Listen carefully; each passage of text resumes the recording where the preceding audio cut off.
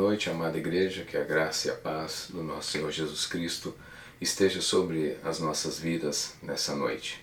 Eu tenho certeza que Deus, o nosso Criador, preparou uma palavra especial para alimentar o nosso interior e trazer uma vida nova para que nós possamos viver a liberdade no Espírito Santo.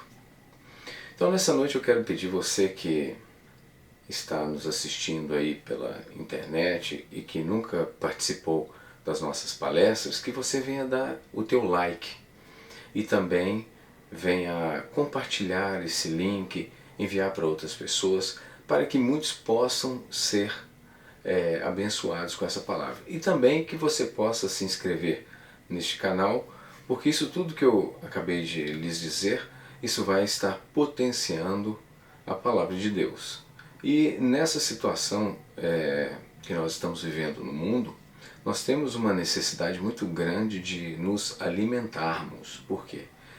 Porque as forças espirituais da maldade, elas têm oprimido as pessoas e têm causado, então, muitos danos mentais, emocionais, físicos e diversas outras coisas, né? Então, nessa noite eu quero estar começando aqui com a palavra de Deus, para que nós possamos analisarmos juntos e trazermos a compreensão das Escrituras. Porque o que não adianta é você fazer a repetição, tá? E não compreender aquilo que você está anunciando. Então não adianta nada. Mas quando você tem a compreensão, está sabendo exatamente aquilo que você recebeu, aquilo que você leu, aquilo que você teve o entendimento, aquilo transforma o teu interior e você tem um embasamento, um poder muito grande quando você passa para outrem. Então essa pessoa que receber a sua informação, o seu auxílio, o teu conselho, ela também vai ser abençoada. Mas primeiro a palavra tem que passar no teu interior. Primeiro as águas limpas, elas vêm e lavam o teu interior e você se torna uma pessoa purificada. E você estando purificado, você consegue ministrar a purificação às outras pessoas que necessitam. Sem mais delongas, vamos dar então início à nossa palestra. Vamos abrir as Escrituras no livro de Gênesis, no capítulo de número 6, no versículo de número 5. Então, Gênesis 6, versículo de número 5. Então vamos lá. Aqui diz assim: Viu o Senhor que a maldade do homem havia se multiplicado na terra, e que era continuamente mau todo o desígnio do seu coração. Aqui está uma declaração, uma observação do Criador acerca da humanidade que ele havia criado para povoar a terra. Então a terra, nós sabemos que ela era perfeita, houve a transgressão inicial, feriu a terra, tanto é que o Senhor Deus Todo-Poderoso disse: Adão, maldita é a terra por tua causa. Então nasceram os espinhos e abrolhos, o fruto da vida foi tirado, o Éden não pôde mais ser visitado, ele foi tirado da terra. Os querubins a princípio guardavam o Éden, então eles não poderiam retornar e começaram a viver uma realidade de acordo com a sua transgressão. Mas isso não parou por ali. Nós sabemos que lá no início das Escrituras, Caim matou Abel, porque Abel agradou o Senhor. E na verdade Caim ficou com inveja, porque o que ele fez para agradar a Deus não agradou nada. E na verdade ele desagradou a Deus com a sua oferta, que não tinha o princípio do sacrifício, não prefigurava o Cristo que haveria de vir. Então, consequentemente, as variantes do mal começaram a permear a terra, através de muitas pessoas que não quiseram dar os seus ouvidos às diretrizes do Criador. E chegou ao ponto que o Senhor disse: eu vi a maldade do povo, e que era continuamente mau todo o desígnio do seu coração. O que Deus estava percebendo é que o homem que a princípio transgrediu a lei lá no Éden, comendo do fruto que não era autorizado comer, ele trouxe para dentro de si duas forças, a força do bem e a força do mal, coexistindo na mesma natureza. Antes de comer o fruto, só havia o bem. Então, eles eram tão puros que eles estavam nus no Éden, conforme diz as Escrituras. Uma pureza porque não existia maldade alguma dentro do homem. Era um ser totalmente limpo, puro. A partir do momento que entrou o mal, então a observação do Senhor é que a maldade estava intrínseca desde criança. Então, quando as crianças estavam, ou melhor dizendo, o comportamento das crianças já estavam alterados. As crianças já não estavam vivendo uma vida tranquila, já havia maldade no coração de cada criança. Então nós podemos observar isso também nos dias de hoje.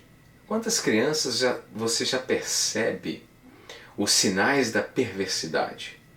Quantas crianças que desejam agredir o seu próximo, fazem coisas que são terríveis em termos de agressão, e você consegue perceber exatamente essa natureza que Deus está comentando aqui.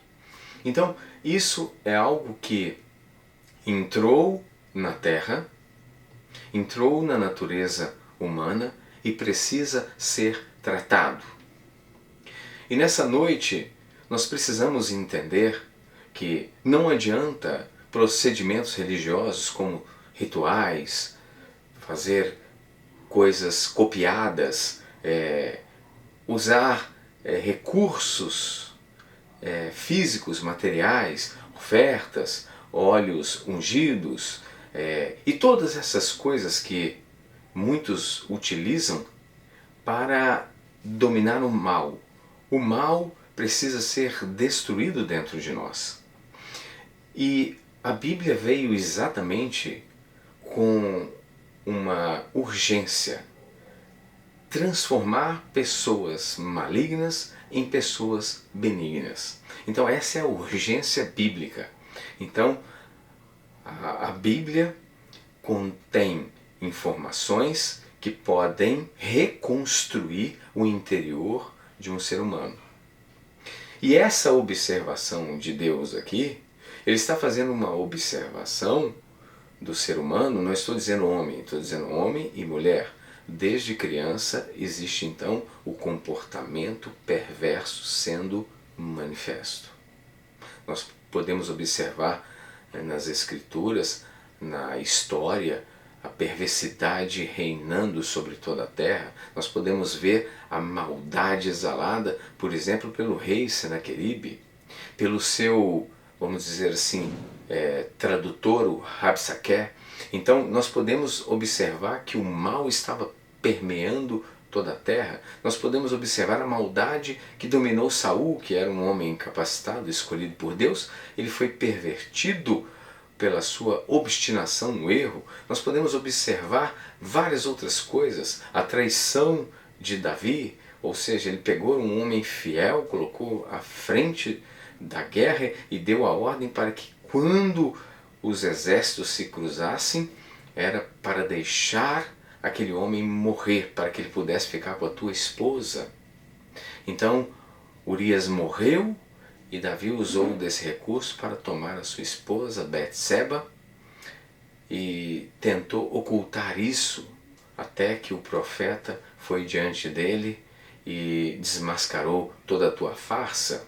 Então nós podemos ver coisas incríveis acontecendo, homens de Deus falhando, homens perversos fazendo cada vez mais perversidades, e Deus tem tratado, tem buscado tratar o homem da seguinte forma: transformar o seu interior em uma pessoa melhor. E o conselho de Deus para essa noite é que nós precisamos compreender a palavra. Porque se nós não compreendermos a palavra, não haverá transformação. Não existe aquele homem ungido que com um toque de mágica ele consegue transformar uma pessoa maligna numa pessoa benigna simplesmente com a imposição das suas mãos ungidas. Não existem essas fábulas. Isso tudo é uma farsa. A palavra é precisa ser conhecida, analisada. Nós precisamos instruir pessoas na palavra, precisamos conhecer a palavra, precisamos compreender a palavra, porque fora disso não há salvação. E para isso Deus tem nos dado profundidade nas Escrituras. E eu quero continuar dentro dessa observação, desse ponto de vista divino. Nós vamos então para Deuteronômio, capítulo 5, versículo de número 26, 27 e 28. Então vamos lá. Nós vamos agora para Deuteronômio, capítulo de número 5, versículo de número 26, 27 e 28. Vamos ver o que as Escrituras vão nos orientar nessa noite. Eu me enganei, não é o 26, a partir do versículo de número 27. Tá? Então vamos ler. Aqui está Moisés diante de todo o povo de Israel. Então Moisés retirou o povo de Israel, do Egito, o povo de Israel do Egito, e entrou então para o deserto. E no deserto começaram então a ministração das leis, da Torá, para que o povo obedecesse às regras do Criador. E aqui está Moisés diante de todo o povo de Israel. E o povo de Israel está dizendo algo para Moisés. Olha que interessante. Diz assim: chega-te e ouve tudo o que te disser o Senhor nosso Deus, e tu nos dirás tudo o que te disser o Senhor nosso Deus, e o ouviremos e o cumpriremos. O povo estava dizendo para Moisés: Moisés, faça o seguinte, vá até aquele monte santo que você está acostumado a falar com Deus, e quando você chegar lá em cima e Deus falar contigo, você vai descer novamente e vai trazer para nós todas as palavras que o Criador lhe disser, porque assim que você trouxer estas tais palavras, nós o ouviremos e o cumpriremos. Nós vamos obedecer aquilo que Deus lhe disser lá no Monte Santo.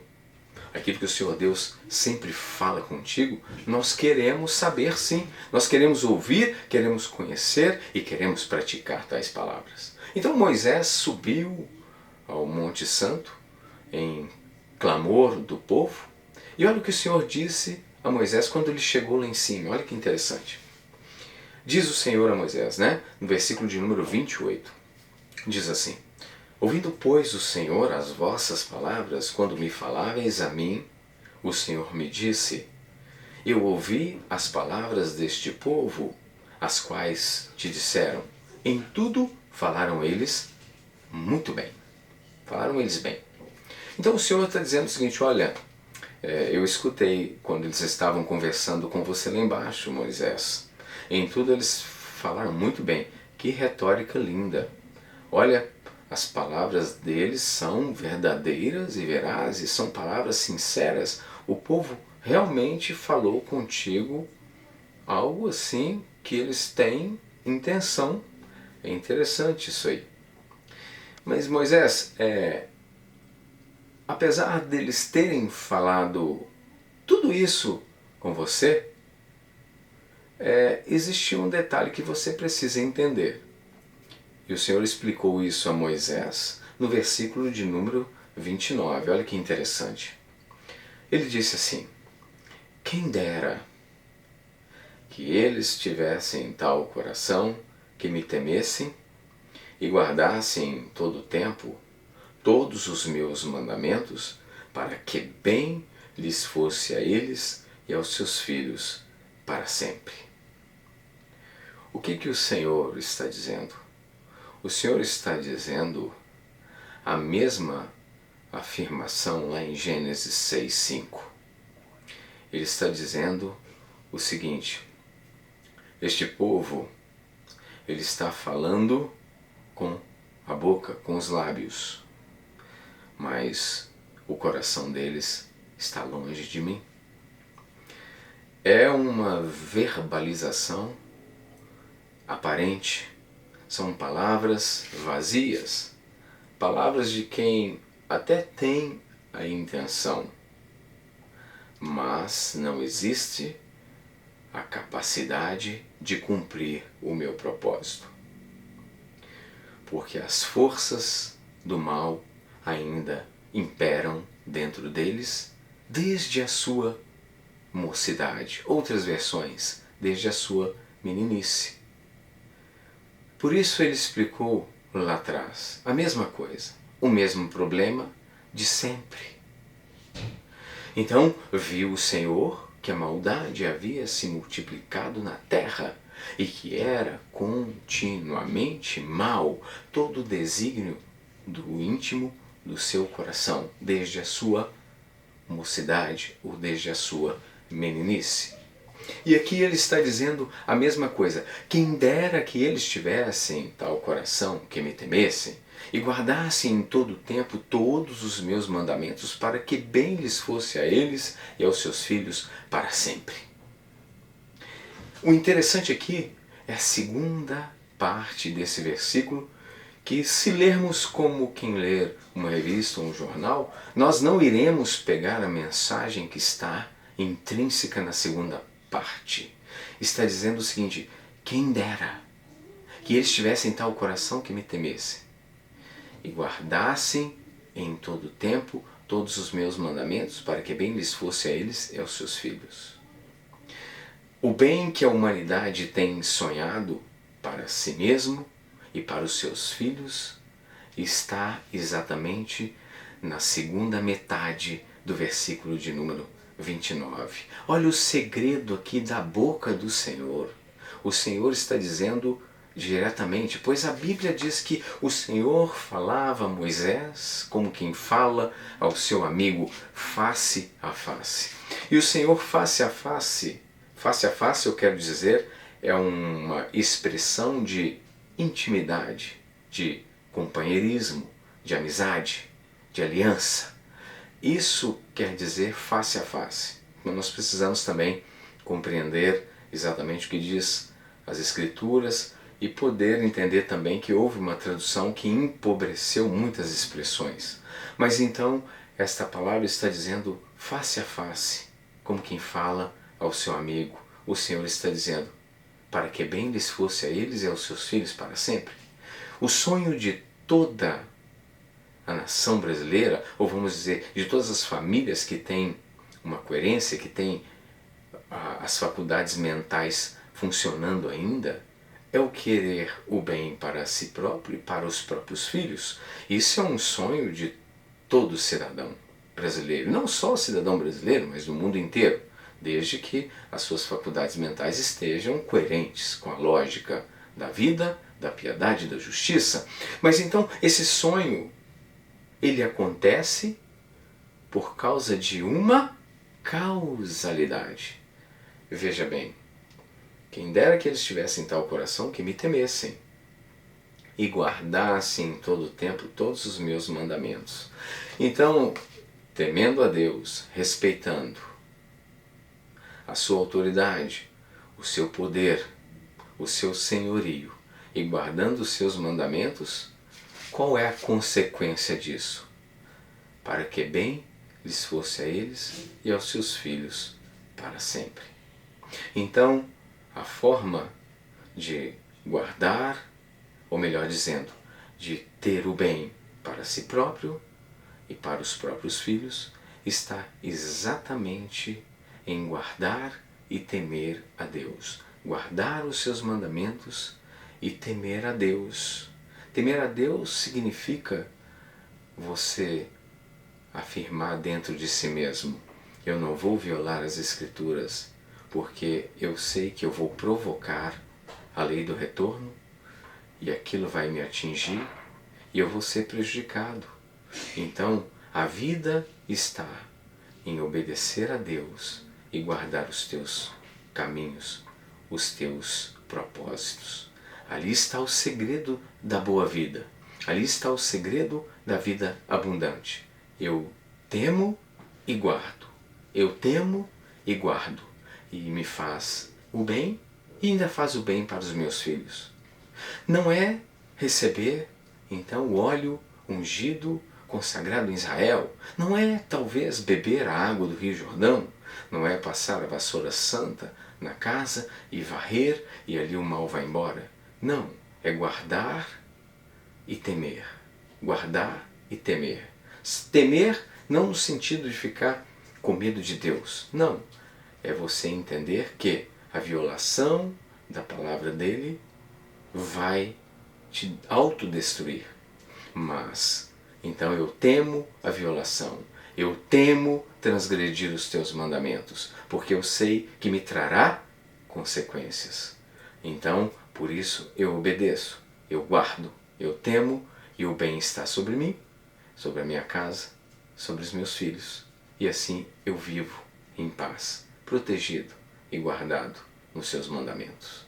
Olha que interessante também, nós vamos voltar no livro de Gênesis e vamos dar uma lida no versículo de número 21 do capítulo de número 8. Então vamos lá. Gênesis, voltando aqui no livro de Gênesis, capítulo de número 8, versículo de número 21. Olha que interessante, confirmando aquilo que eu vi, que eu li no livro de Gênesis também, no capítulo de número 6, um pouco mais atrás, versículo de número 5. Agora olha o que o 8:21 está dizendo.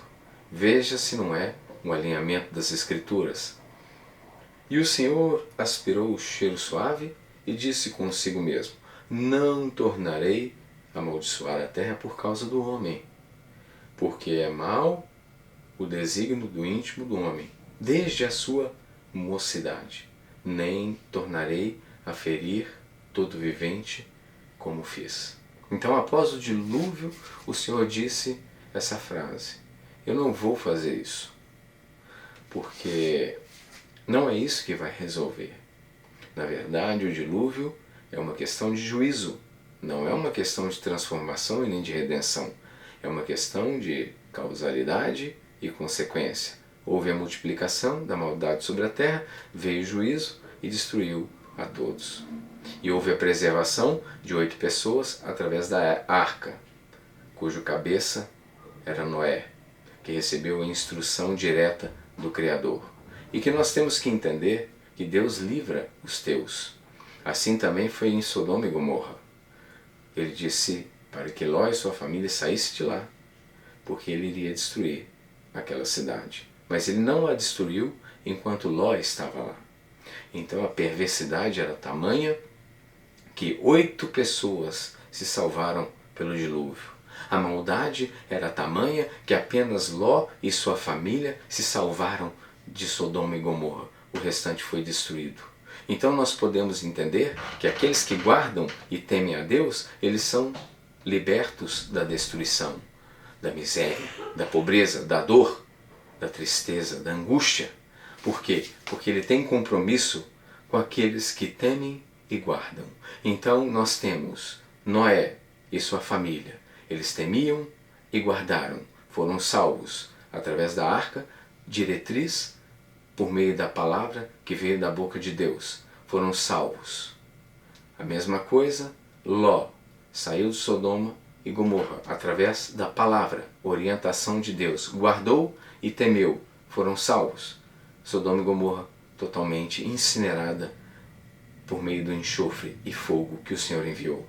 E assim Deus tem trabalhado a sua justiça e o seu juízo. Para aqueles que temem e guardam, proteção, vida abundante. Para aqueles que se rebelam e não temem, a destruição, a consequência da causalidade de uma vida totalmente indiscriminada, de uma vida totalmente dissoluta, de uma vida totalmente descomprometida com as verdadeiras leis do universo, as leis que regem todos os seres que existem no universo. Sejam eles querubins, serafins, anjos, arcanjos, todos eles devem prestar contas a Deus, devem obedecer às suas diretrizes. Nós sabemos que aquele que não obedeceu, ele está hoje destruído sobre a terra.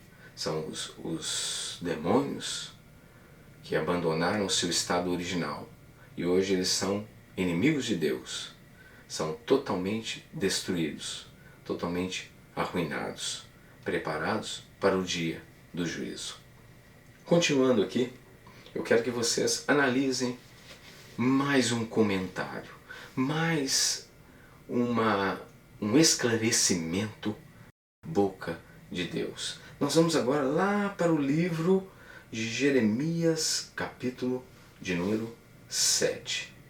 Jeremias, capítulo, ou melhor dizendo, 17, me desculpem. Jeremias 17, versículo de número 9. Jeremias 17, 9. Diz assim a palavra de Deus: enganoso é o coração mais do que todas as coisas, e desesperadamente corrupto, quem o conhecerá? O que Deus está dizendo? Deus está dizendo que o coração do homem é enganoso, desesperadamente corrupto, quem o conhecerá? Quando nós observamos todas as informações que nós começamos a ler lá do início, lá no livro de Gênesis 6:5, 8:21, e depois fomos para Deuteronômio no capítulo de número 5, versículo 27, 28, 29, e agora nós estamos em Jeremias 17, 9. Quando nós observamos essas referências, nós percebemos que o teor da informação, ou melhor dizendo, a essência da informação é a mesma. É o que? O coração enganoso, desesperadamente corrupto. Quem é corrupto é porque transgride. Quem transgride não teme. Quem não teme, não guarda. Então, tudo está no seu devido alinhamento. O que está acontecendo aqui? Deus está declarando o seguinte, que aquele povo lá de Israel, eles estavam fazendo uma proclamação totalmente enganados, totalmente ludibriados pelo próprio coração. O princípio motivacional que eles estavam dizendo que queriam servir a Deus era puramente emocional, era algo como se fosse uma euforia, algo de quem não está pensando bem, de quem não está fazendo uma introspecção, de quem não está olhando para o seu próprio interior, de quem está vivendo uma vida relaxadamente. Não, eu quero obedecer, é isso mesmo, nós vamos fazer, isso é legal, vai dar tudo certo, é isso aí pessoal, vamos obedecer a Deus. Mas a essência desse povo era esse coração de Jeremias 17, 9. Coração enganoso e desesperadamente corrupto. E o interessante é a palavra agravante, desesperadamente corrupto. Não é simplesmente corrupto, é um desespero para praticar a corrupção. Observe a Deus neste momento. Observe o que Ele está dizendo. Ele está fazendo uma análise psicológica. Nós sabemos, através dos estudos da física quântica, que é do coração que procedem as saídas da vida, quer sejam elas boas ou quer sejam elas más. É do coração que procedem. Segundo os estudos científicos, o coração, através de uma rede neural, se comunica com o cérebro. E o cérebro, consecutivamente com o coração, trocam informações o tempo todo. O cérebro processa informações e, por fim, elas são transmitidas para o coração. O coração ele é 1000 vezes mais potente do que as ondas cerebrais e por isso ele emite ondas eletromagnéticas. Essas ondas eletromagnéticas quando elas são emitidas, a informação contida nelas vai provocar uma reação na matriz divina no universo. E a realidade para aquela pessoa que está emitindo aquela informação vai ser coerente com aquilo que está sendo processado no seu interior. Então vai se cumprir o que disse o salmista Davi. Ao perverso, ele reage à altura. Ao misericordioso, ele reage com misericórdia. Ao bondoso, ele reage com bondade. Mas aqueles que são maldosos, ele vai reagir sempre à altura. Então o salmista estava falando o quê? O salmista está dizendo, aqui é uma questão de causalidade. A causa da realidade é exatamente a essência do ser humano. O que ele é o que ele vive. O que ele emite no seu coração é o que ele vai viver. A Bíblia está completamente correta, porque é do coração que procedem as saídas da vida. Então, quando a Bíblia diz isso, é porque o coração emite as ondas eletromagnéticas que vão provocar uma realidade, ou seja, uma saída para a vida, ou seja, uma realidade para aquela pessoa viver. Então sai de onde? Sai de dentro do coração. Isso está biblicamente correto e cientificamente correto. Então a Bíblia é a palavra de Deus. Qual é o problema daquele que não está vivendo a vida que ele gostaria de viver? É porque o que ele é exatamente coerente com a vida que ele está vivendo. Nós devemos abandonar o mal. Nós devemos deixar de sermos ruins. Nós devemos deixar de praticarmos aquilo que é mal. Nós devemos lembrar dos 2 mandamentos de Deus. Amarás o Senhor teu Deus com toda a tua inteligência, de todo o teu coração, com toda a tua alma. Este é o primeiro mandamento, disse Jesus. E o segundo é semelhante a este. Amarás o teu próximo como a ti mesmo. E ele completa dizendo o seguinte, desses 2 mandamentos dependem toda a lei e os profetas. E mais à frente também ele diz o seguinte, aquilo que vocês querem que os homens vos façam, façais a eles também. Esta é a lei e os profetas. Ele está em todo tempo tratando de causalidade. Causalidade e retorno. Causalidade e retorno. Então, se eu quero que me façam bem, então eu tenho que fazer a eles. Quando? Primeiro. Por que primeiro?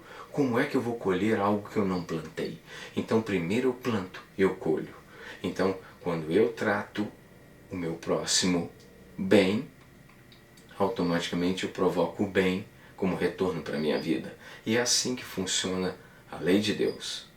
É assim que a lei e os profetas, disse Jesus, é a tua palavra. E aqui no Velho Testamento está dizendo a mesma coisa. Enganoso é o coração, desesperadamente corrupto, quem o conhecerá?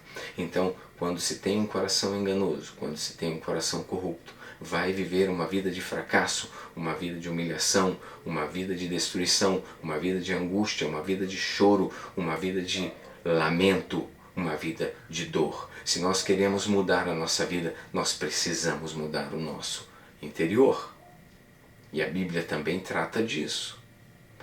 Nós não vamos ter tempo hábil dentro dessa palestra, mas eu já vou entrar aqui um pouco na solução para os nossos problemas. Nós já vamos começar a falar o que nós precisamos fazer, por que nós estamos sofrendo, por que nós estamos gemendo, por que nós estamos chorando, por que nós temos insônia, por que nós temos sofrido tantas perturbações nos últimos tempos. Está tudo escrito.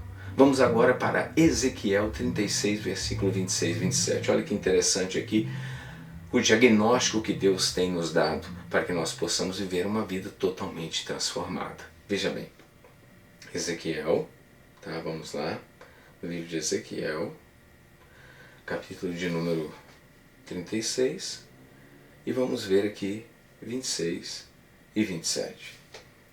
Olha que interessante. Deus está dizendo isso para nós essa noite. Ele está dizendo assim: dar-vos-ei um coração novo, Por que ele está dizendo, dar-vos-ei um coração novo? Porque muitos estão tentando sobreviver no cristianismo com o coração de Jeremias 17:9. O coração enganoso, aquele coração que eu falei nas palestras anteriores, que Paulo sofreu um grande dilema, que ele falava assim, eu não compreendo o meu próprio modo de viver, pois não faço o bem que prefiro, mas o mal que não quero este faço.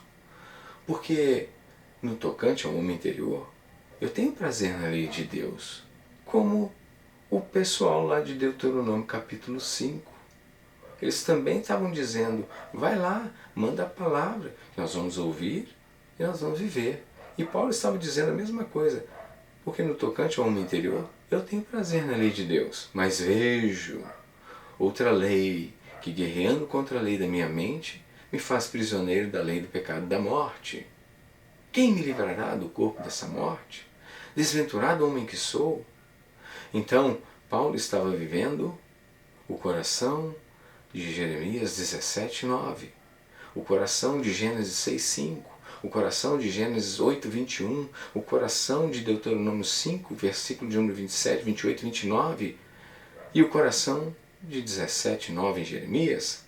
Mas agora Deus está dizendo que precisa haver transformação. A transformação que Paulo fala em Romanos, isso aqui que eu vou ler é exatamente o que acontece. Por que depois que Paulo passou aquele dilema, lá na carta que ele escreveu aos Romanos, ele se expressou muito bem ali, no versículo, não, no capítulo de número 7, a partir do versículo de número 14, ele se expressou muito bem que estava acontecendo uma guerra dentro dele.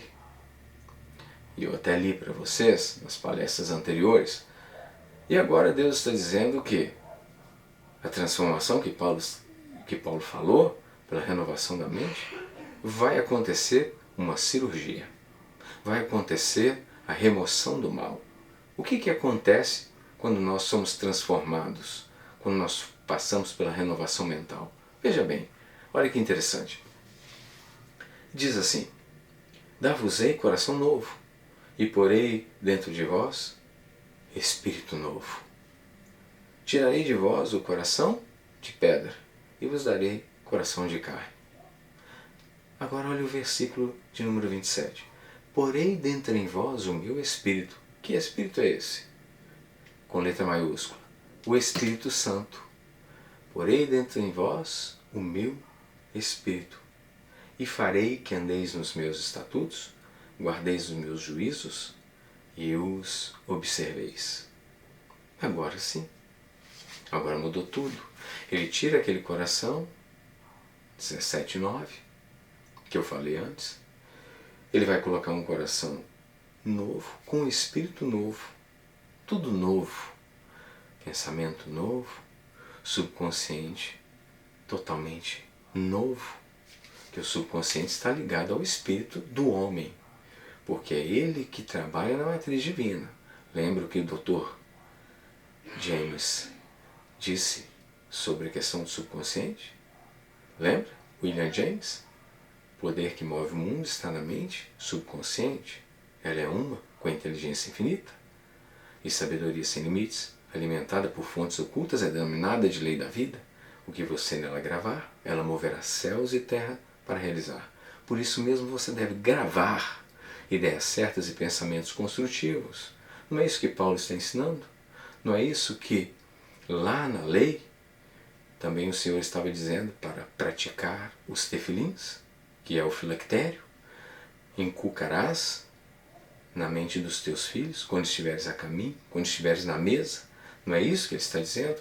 Então, como é que você vai ser transformado se você não está colocando água limpa, água pura no seu interior, e se você não tem paciência para que tudo venha acontecer de acordo com a palavra de Deus no tempo certo e na hora certa?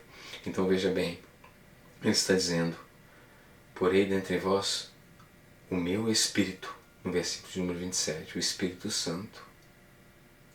e farei que andeis nos meus estatutos e guardeis os meus juízos e os observeis. Quem vai fazer isso? O Espírito Santo de Deus. Por isso que é necessário nós termos o Espírito Santo. Por isso que Jesus disse: eu vou para o Pai, mas não vos deixarei órfãos. Enviarei outro Consolador, o Espírito Santo. E o Espírito Santo, a pessoa linda e maravilhosa, tem trabalhado no nosso interior, nos lembrando, nos incentivando, nos levando pelas veredas corretas. Nós temos então um norte, nós temos então uma direção, desde que o Espírito Santo esteja dentro de nós. E nós precisamos ter o Espírito Santo. Nós precisamos abraçar essa promessa, porque ele já foi dado, ele já foi entregue para fazer habitação no nosso interior. E Jesus confirmou isso, falando sobre essas coisas lá no Evangelho de João. Aquele que guarda as minhas palavras, eu e o meu Pai viremos para ele e faremos nele morada. Mas Jesus foi para o Pai. Como que ele está fazendo morada dentro de nós? Pelo Espírito Santo. Porque, como disse Jesus, quem vê a mim, vê ao Pai. Lembra que os discípulos disseram: então mostra-nos ao Pai. Poxa, estou há tanto tempo no meio de vós, não tens me visto? Eu e o Pai somos um. E também o Espírito Santo e o Pai são um. Jesus e o Espírito Santo são um, porque eles coexistem no mesmo propósito, alinhados em perfeita harmonia e comunhão. Então, se você tem o Espírito Santo, você tem Jesus e você tem o Pai, porque os três são um. E eles estão juntos com o mesmo propósito. Deram a vida de Jesus por você, para que você fizesse o uso da palavra e fosse feliz. Não perca essa oportunidade nessa noite. Ele está dizendo: porei dentre vós o meu Espírito, o Espírito Santo, e farei que andeis nos meus estatutos, guardeis os meus juízos e os observeis. Quer oportunidade melhor do que essa? Esta é a oportunidade de Deus para a sua vida. Nós vamos dar uma parada aqui. É até interessante que você vai ficar querendo saber do restante, mas você já tem o suficiente para ir praticando, para ir meditando, para ir orando. E na próxima palestra nós daremos continuidade. Então nós paramos aqui em Ezequiel 36, 26, 27. E na próxima palestra, na outra quarta-feira, sem ser a próxima outra, nós estaremos dando continuidade e você vai conhecer maravilhosos segredos de Deus para que você mude completamente a sua vida e de toda a sua família. Então eu deixo aqui nessa noite um grande abraço. Deus te abençoe poderosamente durante todos os dias da sua vida. Espero ansiosamente encontrá-los na outra quarta-feira, para que nós possamos continuar conhecendo esse estudo maravilhoso que Deus nos deu através da sua palavra. Que Deus te abençoe.